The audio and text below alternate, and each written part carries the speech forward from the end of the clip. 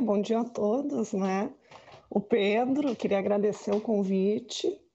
Pedro, quando a gente trabalhou juntos, eu não era professora e o Pedro não era defensor, então faz bastante tempo, né? Agradecer aqui o Peter também, que estamos nos conhecendo hoje, a Letícia, pela abertura, o professor Cristiano Paixão e José Carlos, né, que fizeram parte, fazem ainda parte da minha formação. Então, me sinto aqui entre amigos, né? Queria registrar também o trabalho da Defensoria Pública, né, não só através da escola, mas na sua atribuição constitucional nesse período de recrudescimento, né? Então tem sido um trabalho hercúleo, né, de resistência em relação aos princípios democráticos lá inaugurados com o projeto de 88. Então deixo aqui o meu reconhecimento à instituição também. Bom, minha fala, né, vai um pouco no sentido de levantar algumas inquietações, alguns questionamentos em relação à responsividade democrática do Poder Judiciário hoje, né? A gente sempre tem que ter em mente, me parece, que são as angústias presentes que nos fazem, de alguma forma, nos motivam a fazer essa movimentação para o passado, né? Então, aqui eu vou utilizar a chave da memória, né, que é um elemento teórico que me é muito caro e que, enfim, foi desenvolvido ao longo de muitos anos, para a gente conseguir refletir sobre esse poder que é multifacetado, que é contraditório, que é bastante complexo, que tem uma história bastante fragmentada, né, longe de ser linear, que é o Poder Judiciário. O Poder Judiciário hoje, que é um poder branco, né, masculino, que não raro reforça desigualdades e pratica uma grande quantidade de violências, sobretudo nos grupos vulneráveis, né, nessas populações vulneráveis, embora não apenas. Então, é a partir dessas inquietações do tempo presente que eu me proponho a fazer essa movimentação sobre essa instituição que perpassou anos, né, no caso do regime de 64, mais de 20 anos, até hoje, sem maiores modificações substanciais na sua estrutura. Tá? Então, isso nos leva a pensar também de que forma o próprio Poder Judiciário constrói a sua verdade. Tá? Ou seja, de que forma que o Judiciário produz a verdade jurídica nos processos que envolvem direitos fundamentais, por exemplo, graves violações de direitos humanos, tá? No dia a dia, ou seja, não apenas nas causas que envolvem responsabilização e medidas de verdade em relação ao regime autoritário, mas também em relação ao exercício das suas atribuições constitucionais. Tá? Me refiro aqui a essa pandemia que a gente vive, que não é só da Covid, é da violência contra a mulher, por exemplo, né? O genocídio da população negra e tantas outras. Então, é a partir dessa inquietação que eu me proponho a pensar um pouco, né? Por exemplo, por que regimes abertamente autoritários mantêm um poder judiciário em funcionamento? Né? Isso é uma questão bastante interessante, que vai um pouco na linha de por que esses mesmos regimes, né, possuem uma legislação, fazem questão de ter uma legislação própria, embora, né, fiquem ali um pouco claudicantes no momento de alterar e de seguir essa mesma legislação, né? Ou seja, uma linguagem ali bastante paradoxal. Bom, a atuação do judiciário e a permanência, né, a utilização desse poder durante o regime autoritário não é um privilégio brasileiro, longe disso, né? Inclusive, semana que vem, nós vamos ter aqui um outro encontro que vai falar sobre algumas experiências internacionais, e também não o regime de 64 não inaugurou essa mobilização do judiciário nos regimes autoritários. Isso já apareceu em diversas outras partes da nossa narrativa constitucional. Tá? Tem uma pesquisadora espanhola que vai dizer, bom, quanto mais o envolvimento quanto mais intensa for essa relação de cumplicidade entre o judiciário e o regime, mais difíceis serão adotadas as medidas de responsabilização em relação às graves violações praticadas durante aquele regime. Tá?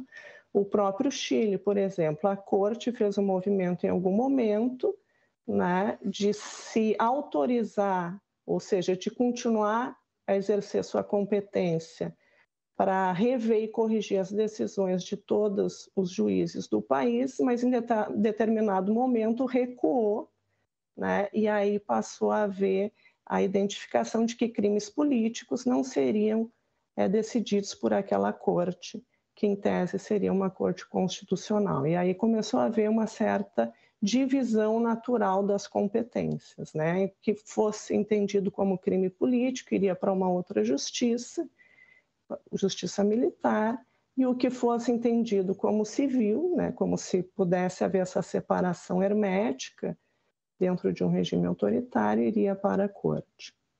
Né? Bom, aqui normalmente a gente sempre pensa nos tribunais superiores, né? O STF, por exemplo, ele teve a sua composição modificada durante o regime, né? A ponto de entre 64 e 85 nós tivemos mais de 30 ministros nomeados pelo regime autoritário, né? Ou seja, depois mais 5 ministros nomeados ali entre 85 e a Constituição de 88. Quando nós inauguramos o Projeto Democrático de 88, com a Constituição, e vivendo aquele processo bastante rico e complexo que foi a Assembleia Nacional Constituinte, né? O Tribunal Superior, o STF, por exemplo, já tinha sido todo nomeado pelo governo militar, né, anterior. Então, isso é uma questão bastante importante. Eu vou fazer aqui um recorte em relação ao elitismo do poder judiciário. Qual o local que esse poder ocupava naquele discurso do regime, né? Para a gente tentar fazer essa reflexão sobre o que é essa instituição hoje, né? Embora ela claramente não seja uma instituição homogênea. Na época, vocês devem conhecer, havia ali a doutrina da segurança nacional e os manuais, né? O Poder Judiciário ocupava um lugar muito especial dentro daquela narrativa da doutrina da segurança nacional, né? Ele ficava dentre as elites, né? Era considerada uma instituição de elite nacional, ao lado, por exemplo, do empresariado. Tá?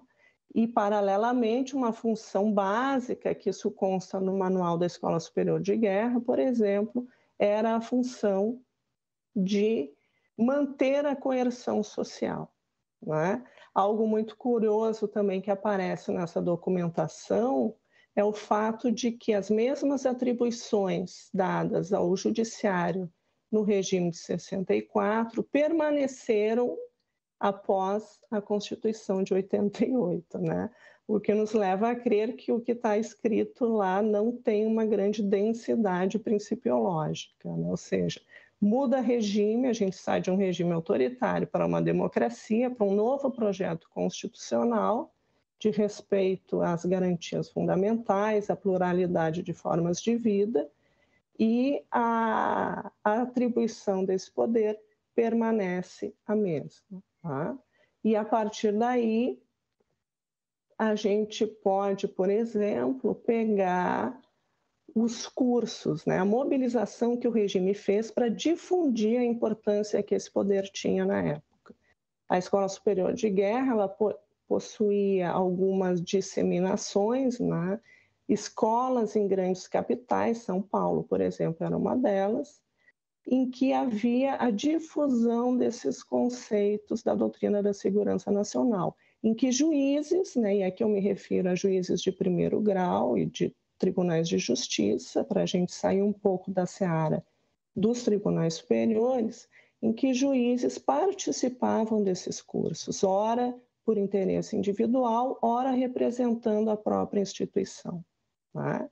O que é bastante interessante a gente perceber é que esses juízes, né, esses servidores públicos, eles não apenas permaneceram na carreira durante todo o regime e após a entrada do regime democrático de 88, como também ascenderam na carreira, chegando até ocupar cargos máximos dentro ali da sua jurisdição. Vários viraram corregedores de justiça, outros presidentes de tribunais de justiça e alguns outros tantos chegaram até os tribunais superiores, né? Viraram ministros.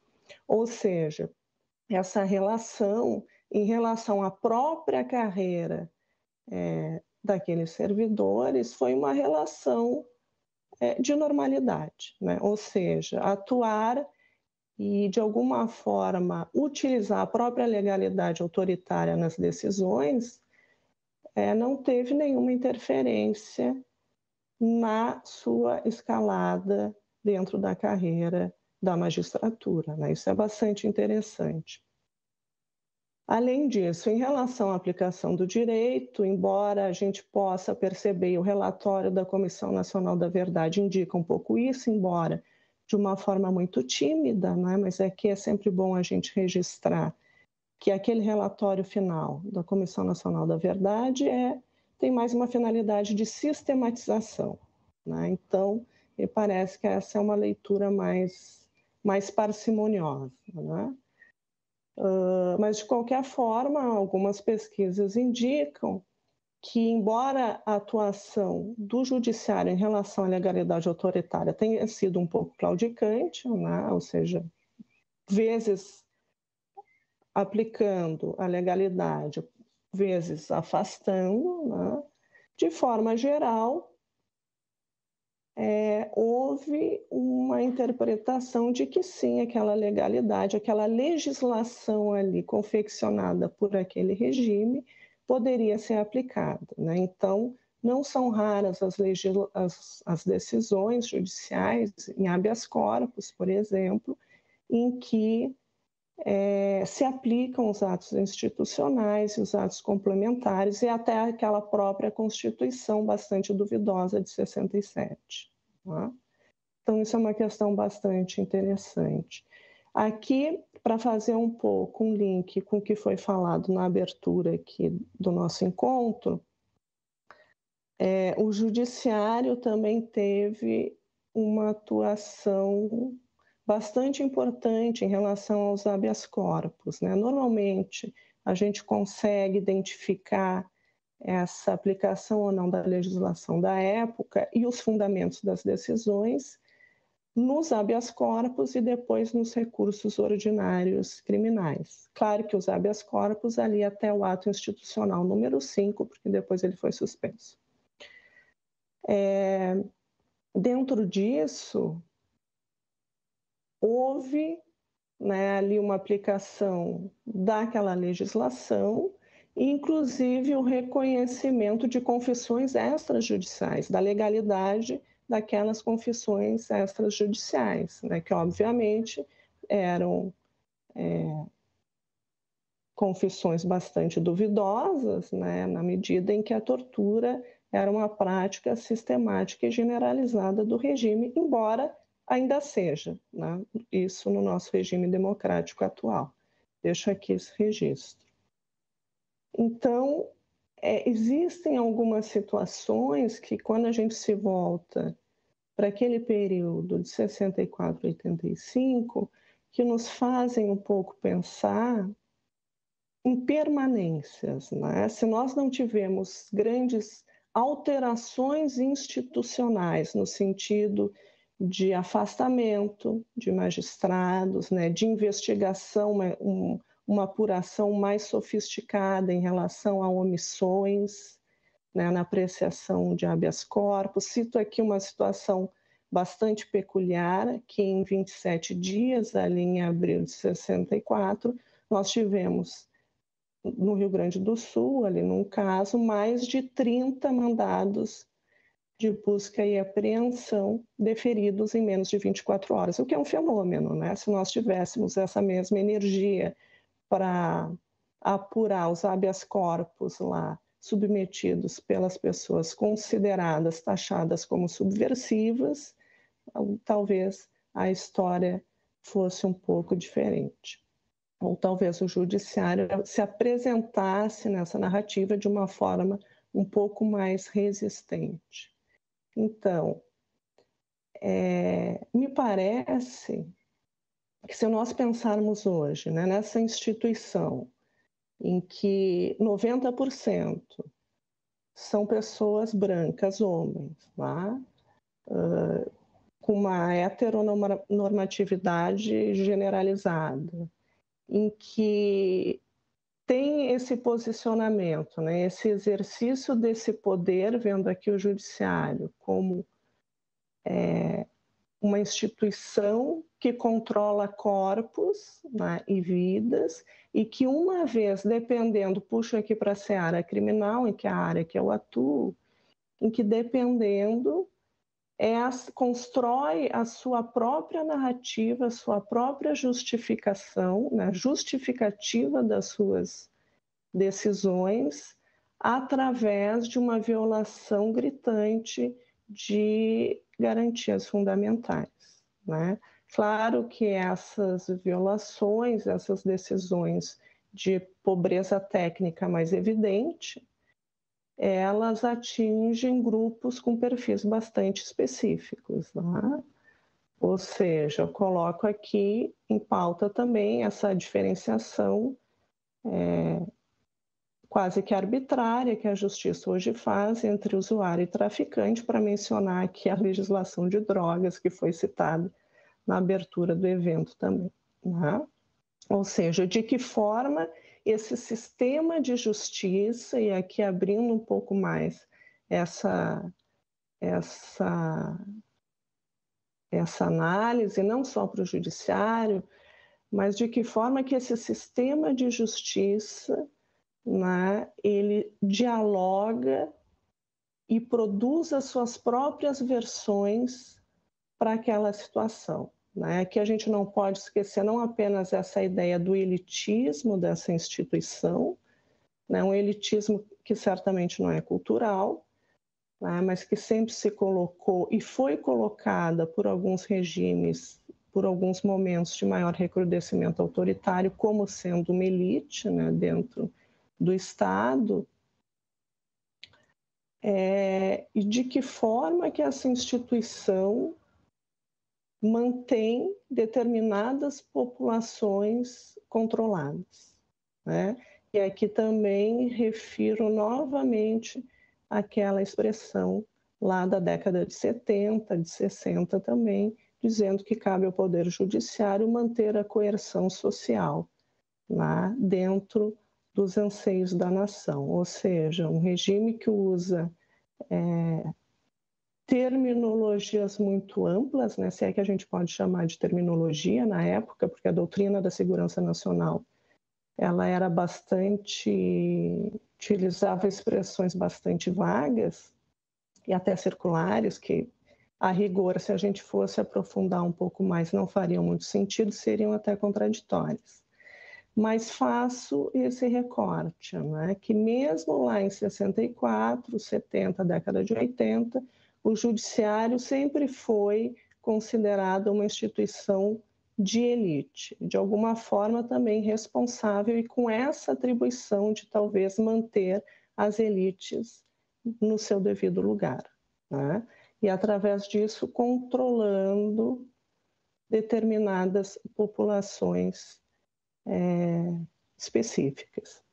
Então, me parece que, se a gente pensar hoje, né, nesse sistema de justiça que constrói o seu próprio discurso através né, quase que de uma forma endógena, né, se nós pegarmos aqui, por exemplo, o que o Pedro falou, sobre como que os processos ali, em relação à lei de drogas, como que aquelas decisões são fundamentadas, elas são fundamentadas em 90% através de narrativas dadas pelo próprio sistema de justiça, que é quem faz aquele policiamento ostensivo, né? Ou seja, são os próprios agentes que constroem ali o discurso e que, né, através do fluxo do processo criminal ou judicial, se for em outra área, vão construir aquela verdade jurídica, né? Através de cancelas burocráticas que não necessariamente vão ter uma alta densidade de responsabilidade com os princípios constitucionais. Tá? O que me parece importante aqui é, para além da posição, né, que a gente tem catastrófica do STF em relação à DPF, em relação às ações de primeira instância, toda essa movimentação que está acontecendo para a responsabilização das graves violações dos direitos humanos praticados durante o regime 64, para além disso, ainda permanece, né, em causas ordinárias esse discurso, esse bacharelismo, me parece, né? Uma formalidade, quase que uma redução grotesca de complexidade no mundo que vivemos, né? Que também isso é uma crítica, um momento em que a gente passamos agora, né, na nossa história recente, por situações em que foram utilizadas fórmulas constitucionais para, de alguma forma, fazer com que a própria Constituição de 88 se voltasse para o que ela mesma diz, né? Ou seja, através de uma usurpação, né, daquela densidade constitucional, daquela normatividade de respeito aos direitos humanos através do próprio direito. Né? Então, me parece que o grande desafio que nós temos hoje, que nos coloca a pensar, é quais são as permanências, né, que nós temos, se é que nós temos, pensar como que uma instituição, que um dos poderes do Estado perpassa um regime abertamente autoritário, violento, né, ingressa em um marco constitucional, em um novo projeto principiológico, sem nenhuma grande reforma institucional, né? Mais do que isso, não apenas continua reforçando algumas violências do campo jurídico, né, dentro desse diálogo com a realidade social, e aqui também reforça a importância, que é uma área em que a Defensoria Pública, enquanto instituição, tem tido bastante destaque, né, e deixo aqui também o reconhecimento, enquanto pesquisadora, para essa abertura do direito em relação a outras áreas, né? Não é possível hoje nós termos uma responsabilidade constitucional em relação aos direitos humanos e a novas formas de vida que a todo momento surgem, sem uma sofisticação técnica, né, de novas teorias e de uma abertura para novas áreas do conhecimento. Tá? E aqui me veio uma visão muito clara, né, em relação aos julgamentos, só para pegar o STF novamente, daqueles manuais que os ministros deixam nas suas mesas. Né? Um manual que, por si, né, que é da própria natureza do manual jurídico, é o ícone de uma redução da complexidade social. Né? Então, um momento em que todo o campo jurídico ele é colocado em xeque, né? Ele tem que olhar para si mesmo para tentar enfrentar esse contexto que nós temos de uma Constituição, né? Ou seja, nós não temos mais tanques na rua, né? Nem cabo nem soldado, isso é coisa do passado, né? Seria muito grosseiro ter uma ruptura ou um regime autoritário nesses moldes, mas nós temos a própria ordem jurídica sendo instrumentalizada para reforçar algumas desigualdades e algumas violências. Tá? Então, pensar o regime ditatorial de 64 e o momento em que nós estamos vai um pouco nesse sentido, tá? Como que essa instituição, que tem as atribuições constitucionais que nós sabemos, perpassa todo esse período, décadas, né, sem nenhuma reforma, ainda dá sinais de que não há comprometimento com aquelas graves violações, como se a Constituição de 88 fosse um marco zero, quando, obviamente, a gente está muito longe disso. Tá? Então, é nesse sentido que essa memória para o que aconteceu em relação ao período anterior a 88 pode contribuir para a gente refletir, problematizar a nossa realidade. Deixo aqui também, já indo para o encerramento, uma observação, né, um registro de que não há uma linearidade nessa narrativa histórica, né? Não é porque determinada situação aconteceu que hoje nós temos um outro resultado. Mas, de qualquer forma, essa dinâmica, né, esse elemento-chave da memória, nos ajuda a iluminar algumas questões que hoje são para nós muito caras, né? Como reforço de desigualdades, algumas políticas basicamente genocidas, né? A pobreza técnica e a pouca sofisticação teórica que nós temos nas nossas decisões judiciais, e aqui faço um registro também em relação à péssima utilização de convenções internacionais, né, pelo judiciário, que é algo realmente que salta aos olhos. E nós, enquanto instituição, né, Defensoria Pública, outras instituições do sistema de justiça, a própria academia, as universidades, os pesquisadores, aí é o nosso grande desafio, embora seja talvez um pouco desproporcional, né, colocar essa responsabilidade, mas o nosso desafio hoje é fazer esse papel de resistência, né?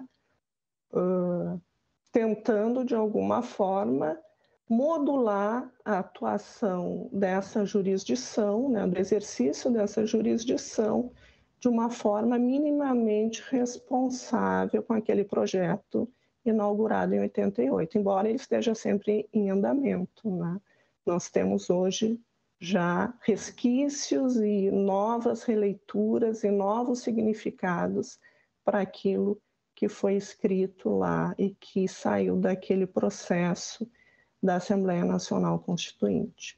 Né? Então, fico por aqui, encerro a minha fala, queria agradecer mais uma vez a oportunidade de não só participar aqui de um evento organizado pela Defensoria, mas também de rever grandes amigos, né? Pessoas que me são muito caras aí, que foram muito importantes ao longo da minha formação acadêmica. Né? Então, deixo aqui mais questionamentos e um grande quadro que não é exatamente muito motivador, né? Mas considerando que o nosso papel é de refletir também, não só sobre o judiciário, mas sobre o nosso papel dentro desse contexto de recrudescimento autoritário pelo qual nós estamos passando.